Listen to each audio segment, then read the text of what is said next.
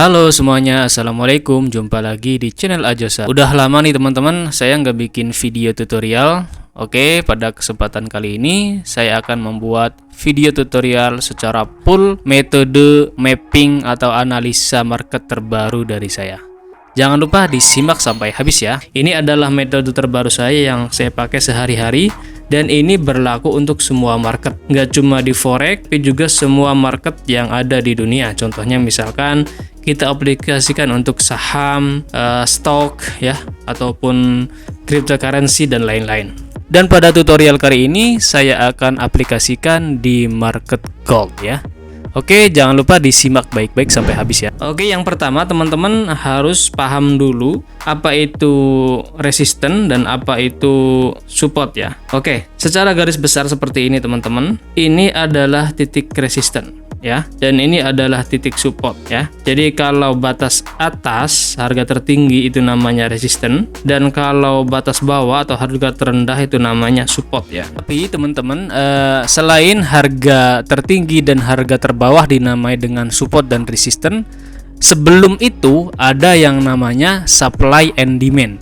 Jadi ketika harga itu belum benar-benar menjadi support atau resisten, di situ ada yang namanya supply and demand ya. Dan kadang-kadang supply and demand juga sebagai support ataupun resisten. Pembahasan ini memang agak sedikit rumit teman-teman, makanya kedepannya saya akan buat video khusus untuk membahas tentang apa itu support dan resisten, apa perbedaannya dengan supply and demand. Teman-teman, untuk support dan resisten ini kita bikin menjadi istilah singkatnya SNR, yaitu support dan resisten. Sementara untuk supply and demand kita bikin istilahnya menjadi SND. Nah, di sini saya akan gambarkan sedikit apakah perbedaan dari keduanya yang sangat menonjol. Yang pertama, teman-teman harus menukar dari candle chart ke line chart. Oke, yang pertama itu. Kemudian teman-teman perhatikan di line chart ini, di harga tertinggi ketika dia itu tajam-tajam ataupun harga terendah ketika dia itu tajam ya, maka itu namanya support dan resisten. Yang atas itu namanya resisten, yang bawah itu namanya support. Udah paham ya? Nah, berarti kebalikan dari itu, ketika ada harga teratas ataupun harga terendah tapi ya tidak membentuk tajam ya, tidak membentuk tajam, maka itu bisa diartikan sebagai supply and demand.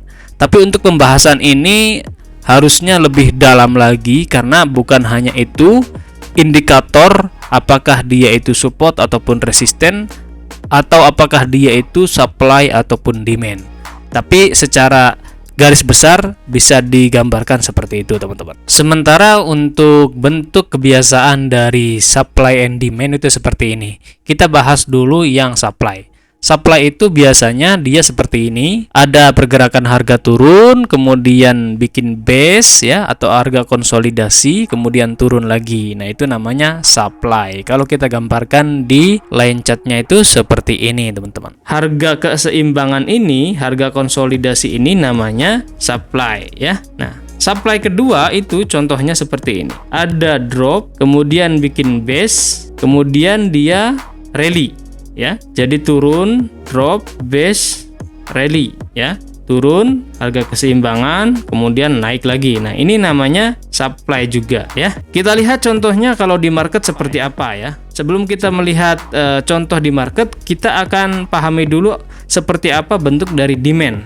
Demand itu bentuknya adalah kebalikan. Ketika harga terjadi tren naik seperti ini, kemudian ada base atau harga keseimbangan, kemudian naik lagi, atau kalau istilahnya rally, base, rally ya. Jadi ada harga naik, kemudian base, kemudian rally, naik lagi. Maka ini namanya demand ya. Atau sebaliknya, sama seperti yang atas, ketika harga naik, kemudian bikin base, nah kemudian turun, jadi rally, base, drop. Ini juga namanya demand. Oke, sekarang kita akan lihat di market ya. Oke, kita udah dapat satu contoh untuk resisten dan support ya. Jadi seperti yang video pertama tadi. Sekarang kita akan coba lihat contoh dari demand area dan supply area. Demand itu ketika terjadi harga naik, kemudian bikin base, naik lagi. Nah, ini namanya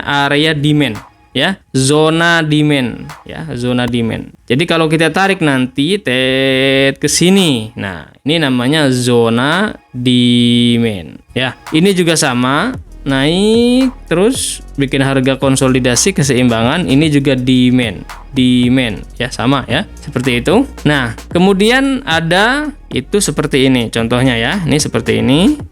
Naik ya, ketika harga itu naik, kemudian harga itu bikin base, kemudian turun lagi. Nah, ini namanya area demand juga ya. Ini namanya area demand yang saya lingkari ini, yang base-nya ini namanya area demand ya. Oke, udah paham. Nanti bagaimana cara untuk eksekusinya ya, saya langsung praktekkan saja nanti biar teman-teman nggak terlalu muter-muter. Kita contohkan di peristiwa yang sekarang terjadi, demand area. Nah, ketika harga itu menyentuh nanti kan ini kan harga lagi masih di sini ya. Ini kan area demand sebentar. Nah, ketika harga ini naik misalkan ya gitu.